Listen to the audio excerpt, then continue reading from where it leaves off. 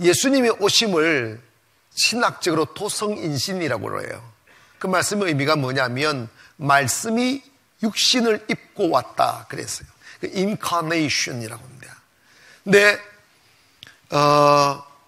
그래서 기독교를 말씀의 종교라고 그러고 그 말씀을 우리는 성경책을 하나님의 말씀으로 믿습니다. 이 말씀은 하나님의 뜻을 계시하는 것이고 하나님을 알게 하는 말씀이에요. 그리고 우리가 믿고 있는 이 성경책은 정확무오한 하나님의 말씀, 우리가 구원받기에 충분한 하나님의 계시로 보는 거예요. 더 필요도 없고 뺄 것도 없고 완전한 하나님의 계시로 보는 것이 우리 정확한 성경에 대한 인식이어야만 합니다. 우리 한국에 기독교가 들어올 때도 그냥 사람이 먼저 들어온 게 아니고 중국 심양에서 스코틀랜드 그 성서 공회에서 사람을 파송해가지고 한국 사람 이렇게 불러들여서 먼저 누가복음을 번역하기 시작했어요. 그래서 번역되어진 쪽복음을 한국으로 보내기 위하여 애써 노력하고 또 노력을 했어요. 그런데 당시에 대웅군 시절 쇄국 정책으로 인해서 서양 문물을 못 받아들이도록 폐쇄된 나라로 살아갈 때 막 성경을 보급하려고 애를 썼지만 막히고 하고, 우리가 기억하는 것은 토마스 선교사가 쪽복음을 품고 들어오다가 그 타고 온 상선이 불탐으로 인해 가지고 헤엄을 치고 대동강을 건너올 때 그 강가에 도착하자마자 대웅군 군사 중 한 사람이 칼을 빼서 목을 베어 땅을 밟지도 못하고 거기서 순교를 했지 않습니까? 그리고 목을 베이는 순간에 품고 있는 쪽복음을 육지로 던지고 죽었는데, 이런 일도 있었고, 그러다가 여러 사람들이 성경을 한국에 당시 조선에 보급을 하려고 애를 썼지만 잘 안 되다가 서상륜이라는 분이 같이 성서공회에서 일하면서 그걸 한국에 보급하는데 많이는 안 돼도 이렇게 성공을 해서 그 일로 인해 가지고 성경이 보급이 되어지기 시작하고,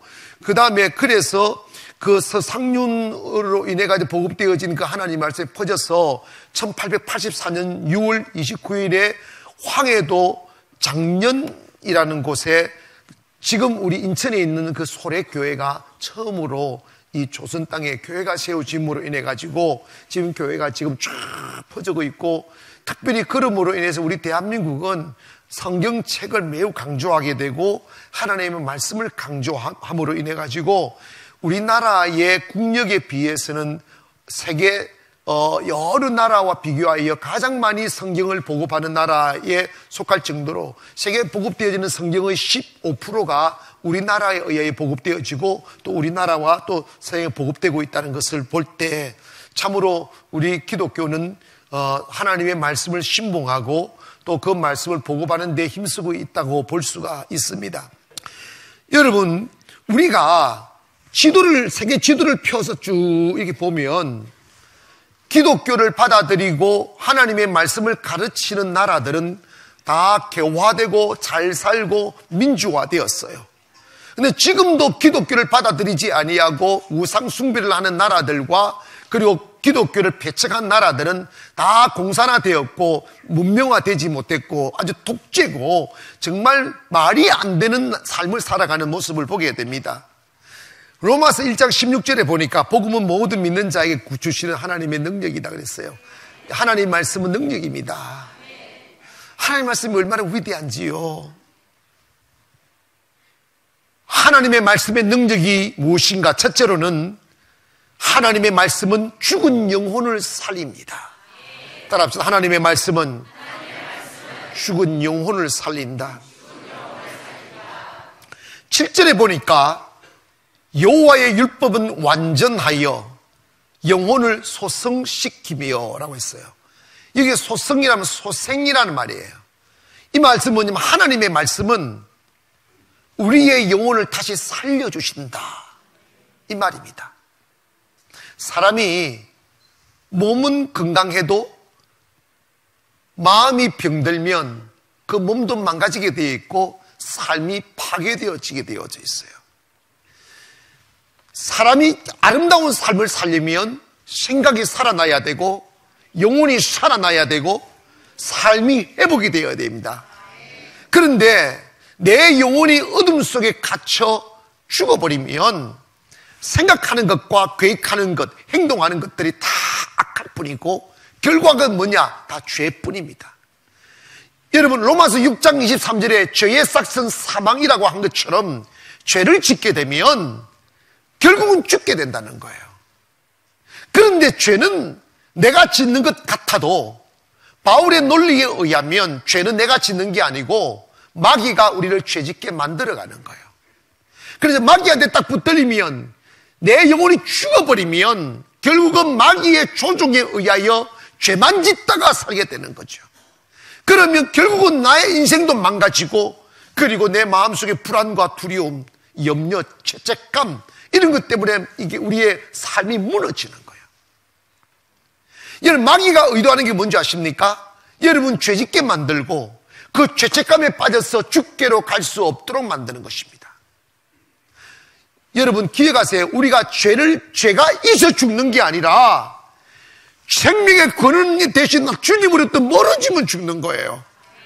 구원은 죄가 없어 받는 게 아니고 예수를 믿음으로 받는 거예요.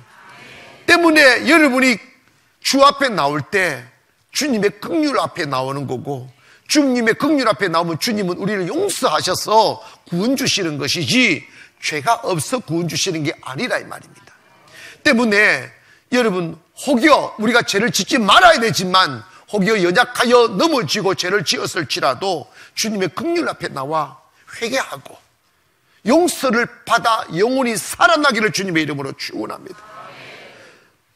목사님, 그러면 주님은 계속해서 내 용서해 줍니까? 한 번은 예수님의 제자들이 예수님에게 물었습니다. 형제가 잘못하면 7번까지 용서해 줄까요? 그랬어요. 주님의 대답은 6번만 용서해 주고 7번째 징비라 이러지 않았어요. 주님 뭐라 했냐면 70번씩이라도 7번씩 70번씩이라도 용서해 주라. 이 말은 뭐냐면 주님의 사랑은 끝없는 용서라는 거야. 아시겠어요? 우리가 하나님의 자녀의 신분을 획득하고 하나님의 은혜 입는 삶을 사는 것은 내가 의롭거나 그리고 정죄되어진 삶을 살기 때문에 그런 게 아니라 용서만이 우리를 구원하는 것입니다. 아멘. 때문에 우리가 죄로 말미암아 죽었던 영혼일지라도 담대하게 하나님의 은혜의 말씀 앞으로 가야 돼. 따라합시다. 말씀은 사랑이며 긍휼이며 용서다. 아멘. 그래서 주님 앞에 나와 용서받아 자유를 누리는 거지 내가 의로워서 누리는 게 아니야. 근데 마귀는 우리로 하여금 끝없는 죄책감을 줍니다. 니까지 게 무슨 집사? 니까지 무슨 장로? 야, 니 꼴을 봐라. 니 어제 무슨 죄 짓지 않느냐. 계속 정죄하는 거예요. 근데 여러분, 하나님의 말씀은 정죄하지 않아. 하나님의 말씀은 자유를 주시는 것이고 용서를 주시는 것이고 은혜를 주시는 거야. 따라합시다. 하나님의 말씀은 영혼을 살린다. 이런 거예요. 에스겔 47장 보면 에스겔이 환상을 본 이야기를 합니다. 그 이야기 내용이 뭐냐면 자기가 환상을 보는데 성전 문 지방에서 물이 쫙 흘러나오는데 그 물이 막 흘러나와 큰 물을 이루더라는 거예요. 그런데 온 세상이 다 죽어 황폐하게 되어져 있는데 그 물은 뭐냐? 하나님의 말씀이에요. 그 말씀이 흘러나와서 그 물이 많아지니까 물이 흘러가는 곳마다 물이 닿는 곳마다 살아나는 역사가 일어나더란다. 물이 없어 죽어있는 물고기 강가에 물이 쫙 흐르니까 죽었던 물고기가 다시 살아나고 물이 없어 말라빠진 나무들이 물이 들어가니까 다시 이렇게 살아나는 역사, 소생하는 역사가 있더라는 거야. 이 환상을 보면서 이건 뭘 의미하느냐? 하나님을 떠나 목말라 죽어갔던 우리들, 죄를 지어 정죄감에 빠져 주저앉아 있던 영혼들, 지쳐서 찬송할 수 없고 고달빠서 꿈꿀 수 없는 영혼들, 이런 영혼들일지라도 주의 말씀에 물이 스며 들어오면 주의 말씀을 듣고 주의 말씀을 깨달을 때 살아나는 역사가 일어납니다. 사랑하는 여러분, 무엇이 우리를 깨닫게 합니까? 무엇이 세상에 얽매이지 않게 하십니까? 무엇이 우리에게 자유를 주십니까? 하나님의 말씀이라 이 말입니다. 여러분, 혹시 여러분이 잘못해서 그럴지라도, 아니면 상처 입어서 그럴지라도 주님 앞에 나오기 싫어지고 말씀 듣기 싫어지고 말씀 읽기 싫어질 때, 아, 이게 마귀로구나 깨닫고 그 감정을 털어버리기로 원합니다. 그 감정에 묶여가면 여러분 죽는 거야. 따라서 사탄아 떠나가라. 너는 나를 넘어지게 하는 자로다. 예수님이 오심에 관하여 나는 죄인을 위하여 왔다고 그랬고, 건강한 자는 의원이 필요 없고 병든 자라야 의사가 필요하다. 나는 병든 자를 위하여 왔다. 여러분 죄를 지었으면 주님께로 가시기를 원합니다. 죄책감이 느껴지면 교회를 멀리하지 말고 교회를 나와야지. 물가로 나와야 되는 거야. 내가 살 수 있는 것은 내가 윤리와 도덕으로 사는 게 아니에요. 하나님의 말씀이 내 영혼이 적셔지면, 하나님의 말씀이 내 영혼을 깨닫게 하면 살아나는 거야. 언제 주님이 우리를 정죄합니까? 언제 주님이 우리에게 죄인이라고 손가락질 합니까? 그 마귀가 하는 짓이야. 여러분, 성도들 살아갈 때 다시는 다른 사람을 정죄하지 말기를 원합니다. 여러분 잘 들으세요. 우리가 기도하면, 내가 은혜 받게 되면 못 보던 것을 보게 되잖아. 다른 사람의 허물이 보이기 시작해요. 그때를 조심해야 돼. 그때를 조심해야 돼. 그때 잘못하면 늪에 빠지는 거야. 절대 남의 허물을 보면 안 돼. 절대 남의 허물을 보면 안 돼. 보이는 것은 마귀 새끼야. 주님 이런 말씀하셨습니다. 너희 눈 속에 있는 들보는 못 보고 형제의 눈 속에 있는 티끌을 보느냐. 네가 남의 허물을 보면 네 속에는 허물이 더 많다 이 말이야. 아멘. 교회 오시면서 말씀 들을 때 늪으로 빠지지 말고 살아나기를 주님의 이름으로 축원하고, 아멘. 하나님의 말씀 우리를 살리는 거야 이 말이야. 교회는 살리는 곳입니다. 두 번째로, 하나님의 말씀은 우둔한 자로 지혜롭게 합니다. 따라합시다. 하나님의 말씀은 지혜다. 여호와의 증거는 확실하여 우둔한 자로 지혜롭게 하며 라고 말씀했습니다. 여러분, 우리가 살면서 공부 많이 한다고 성공하는 게 아니에요. 이게 참 아이러니예요. 통계에 의하면 감옥에 가장 많이 들어가 있는 유형의 사람들 프로테를 따지면 스카이 대학을 나온 사람들이야. 스카이 대학 나온 사람들이 감옥에 제일 많이 가 있어요. 그게 통계에 있어. 왜 그러느냐? 지혜로 살지 않고 지식으로 살기 때문에 그렇습니다.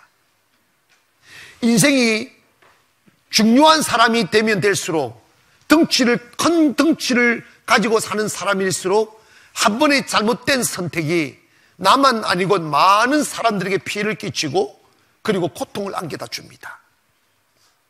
살아가면서 우리에게 필요한 것은 뭐냐? 지식이 아니라 지혜입니다. 지식은 배움으로부터 오지만 그건 바뀌는 거예요. 정보는 자꾸 바뀝니다.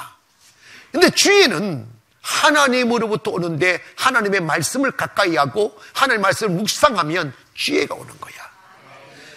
요셉이 지식으로 국무총리에 앉았습니까? 다니엘이 지식으로 또 국무총리에 앉았습니까? 하나님께서 주신 어마어마한 축복을 누렸던 모든 사람들은 지혜가 있어서 그런 거예요. 여러분, 요셉이 지식으로 꿈을 해몽했냐고요? 우리에게는 지혜가 필요합니다. 할렐루야. 그래서 여러분 지식은 미래를 점칠 수가 없어요. 지혜는 미래를 보는 눈이라고. 하나님을 가까이 하고 말씀을 가까이 하면 내 안에 주님의 성령으로 감동하는 지혜가 온다 이 말입니다. 그런데 우리나라가 불행하게 되는 것은 마땅히 지킬 것을 어린 아이에게 가르치라고 하셨는데, 이 말씀의 의미는 뭐냐면 어린 아이들에게 하나님의 말씀을 가르쳐야 지혜가 오는 거예요. 그런데 정신 나간 학부모님들 중에는 보면 어린 아이들에게 하나님의 말씀 가르치지 않고 세상 학원에서 지식을 계속 집어넣어. 그게 머리가 가지는 거지. 하나님의 말씀은요, 우리에게 지혜를 주는 거야. 그래서 성경 말씀을 자꾸 듣기를 원합니다. 자, 보십시다. 왜 사람이 쓸데없는 근심과 걱정과 마귀가 주는 생각에 붙들려서 잠 못 자고 막 속 꺾고 사람을 괴롭히고 그럽니까? 그럴 필요 없어요. 이런 봐봐요. 하나님, 우리가 형통해지고 평탄해지는 길을 여호수아 1장 8절에서 이렇게 말합니다. 너는 이 율법을 주야로 묵상하고, 이 말은 너는 이 하나님의 말씀을 주야로 묵상하고, 낮에도 주의 말씀 생각하고 밤에도 주의 말씀을 생각하고, 이것을 다 기록된 한 대로 지켜 행하라. 그리하면 너가 평탄하게 되고 형통하리라고 말씀하셨어요. 여러분이 평탄하고 형통한 것은 자질구란 일이 잘 되고 못 되고 상관없다니까. 하나님의 말씀을 묵상하기를 원합니다. 하나님의 말씀을 기억하기를 원합니다. 그 말씀이 나를 지혜롭게 하고 잘못된 선택하지 않게 한다 이 말이야. 그러니까 실패가 없는 거지. 아멘. 말씀이 축복이라니까. 여러분이 축복을 바깥에서 찾으려면 안 돼요. 하나님의 말씀을 사랑하기를 원하고, 하나님의 말씀을 지키려고 노력하기를 원하고, 하나님의 말씀을 묵상하면 그 말씀이 여러분을 풍요롭게 한다니까. 지혜로운 자가 세상을 얻잖아. 그 지혜가 어디 있습니까? 하나님의 말씀을 묵상하세요. 마귀는, 잘 들으세요, 마귀는 여러분으로 하여금 하나님의 말씀을 가슴에 담지 못하도록 시간을 빼앗아가요.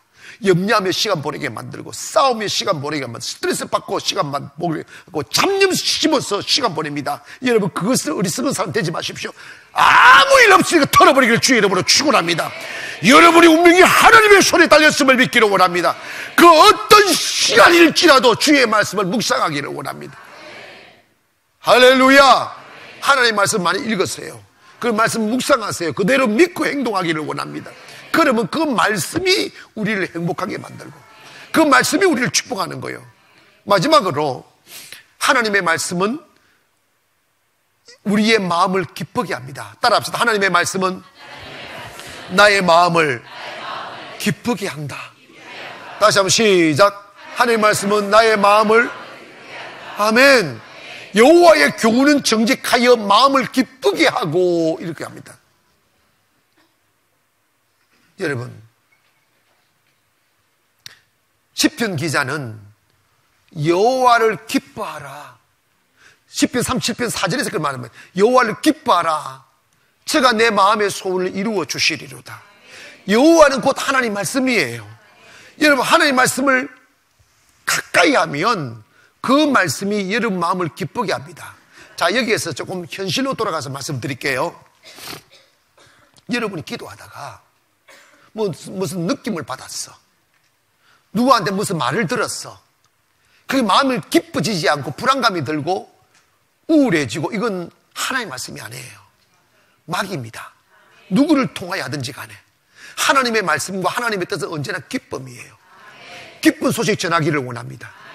아멘. 그리고 그 가슴 속에 주의 말씀을 가진 자는 향기가 나고 그 하는 말이 즐거움이 되는 거야. 어떤 사람들은 가는 곳마다 우울을 뿌리고 다녀. 가는 곳마다 사람들이 슬픔을 남기고, 똥 씹진 않자, 똥 밟은 느낌 갖게 하고, 그건 마귀야, 마귀 짓이라니까. 하나님의 말씀은 기쁨이야. 할렐루야. 전쟁 속에도 기뻐할 수 있는 게 하나님의 말씀이에요. 여러분, 요즘에 이름 없는 병이 많아. 스트레스성 위궤양, 스트레스성 소화불량, 스트레스성 두통, 스트레스성 어지럼증, 이런 소리들이 많더라고. 관리할 게 많은 사람들이 스트레스가 많은 거야. 그런데 이런 봐봐요. 우리가 지금 기억하세요. 마귀는 우리에게 마음을 참 괴롭게 해서 우리를 무너지게 만들려고 하는 거야. 믿음은 그 어떤 일을 당해도 털어버리는 거야. 네 하고 싶은 대로 해, 이래 되는 거야. 왜? 내가 죽고 사는 건 네 손에 달려있지 않아. 마귀 손에 달려있지 않아. 일이 잘 되고 안 되고는 원수의 손에 달려있지 않아. 하나님의 손에 달렸습니다. 그리고 나는 여호와 안에서 기뻐하면 돼. 믿음은 뭐냐? 나의 모든 무거운 짐을 하나님께 맡기는 거예요. 사랑하는 여러분, 오늘 우리가 주 앞에 서서 주님 주시는 믿음으로 살고 그 말씀 의지하고 살려고 마음만 잡수시면 우리가 두려워할 건 단 하나도 없습니다. 염려할 것 단 하나도 없습니다. 왜냐? 하나님의 말씀이 형통함이에요. 하나님의 말씀이 축복이고 하나님의 말씀이 권능입니다. 때문에 그 말씀을 버리면 우리는 망하지만 내가 하나님의 말씀을 받고 그 말씀을 내 안에 받아들이면 생명의 물이 되어 흘러넘쳐 내가 죽었던 것을 소생시켜 주시고 축복을 회복시켜 주시고 사업장을 이루어 주시는 거예요. 기억하십시오. 우리가 망가지는 것, 사업이 망가지고 가정이 무너지는 것은 교회를 안 다녔기 때문이가 아니라 말씀을 버렸기 때문이라 이 말이야. 오늘날 얼마나 많은 사람들이 교회를 다녀도 주의 말씀을 무시하고 짓밟아 버립니까? 하나님의 말씀을 삶으로 세워가기를 원합니다. 하나님의 말씀대로 순종하려고 마음만 잡수셔도 하나님 축복한다니까. 우리는 교회 다니는 걸 신앙으로 여깁니다. 그 신앙 아니에요. 교회를 오셨으면 하나님의 말씀에 순종하세요. 아멘. 순종하세요. 하나님이 가지신 우리를 향한 뜻은 축복밖에 없어요. 행복밖에 없다고. 카나다의 한 농부가 수십억 원의 복권이 당첨되었습니다. 그 소식을 듣고 그가 출석한 성당의 신부가 그 농부로 하여금 너무 심한 충격으로 변을 당하지 않도록 여러 가지 말로 안정을 시키기 시작했습니다. 어떻게 말해줄까? 그래야 이게 복권 당첨돼가지고 너무 충격이 죽지 않을까 싶어가지고 고민 많이 했습니다. 그런데 만약 이 소식을 듣고 충격을 받아 죽으면 어떡하나 신부가 걱정돼가지고 그렇게 조심스럽게 입을 열었습니다. 당신이 이 수십억 원의 복권이 당첨됐다고 입을 열었습니다. 그러나 진작 농부는 생각할 만큼 놀라지도 않았습니다. 아주 조용하게 신부님 저 그거 절반을 뚝 잘라가지고 신부님한테 드리겠습니다. 그랬더니 갑자기 꼬당탕 하는 소리 들리더란다. 왜냐하면 신부님이 놀래서 졸도해서 넘어져 버렸다는 거예요. 여러분 놀라지 마세요. 우리가 찾는 가치는 돈이 아니야. 우리가 찾는 가치는 예수 그리스도. 주님 얻으면 축복이 옵니다. 주님 얻으면 행복이 옵니다. 주님을 얻으면 기쁨이 온다고. 근데 우리가 무엇으로 주님을 얻는 거예요? 주님의 말씀을 사랑하고 주님의 말씀을 지키는 분량이 주님을 얻는 분량입니다. 할렐루야. 사랑하는 성도 여러분, 하나님의 말씀은 도덕이나 율법이나 족쇄가 아니고 하나님의 말씀은 사랑의 속삭임이에요. 하나님의 말씀은 단 한 가지도 우리를 해치는 게 없어요. 모든 하나님의 말씀은 다 우리 살리려고, 우리를 사랑하는 우리를 축복하시려고, 우리를 자유를 주시려고 끝없는 사랑의 가슴으로 속삭이시는 게 하나님의 말씀입니다. 성령의 말씀에 순종해 보세요. 얼마나 부유해지는지, 얼마나 자유로워지는지, 얼마나 행복해지는지. 여러분 마음속에 기쁨이 사라지고 근심이 더해가며 스트레스가 쌓여서 잠 못 이룬다면 그건 막입니다. 털어버리기를 주의 이름으로 축원합니다. 믿음은 맡기는 거잖아. 내가 갖고 있는 게 믿음이 아니잖아. 하나님께 맡겨 주님이 알아서 하세요. 이게 믿음인데 세상 근심 다 짊어지고 신음하며 비 오면 비 온다고 근심하고 햇빛 비면 햇빛 비지고. 아니 여러분 자치나 잘 살아. 너무 나라 걱정도 너무 하지 마. 그냥 행복하게 사시기를 바랍니다. 할렐루야. 하나님 앞에 나와가서 행복하게 사는 것, 그 길은 뭐냐? 주의 말씀을 상고하면 그때는. 그러므로 주의 말씀이 여러분의 마음을 충만하게 채워 여러분의 삶이 소성하고 행복을 누리는 저와 여러분 되기를 바라서 이 말씀을 드렸습니다.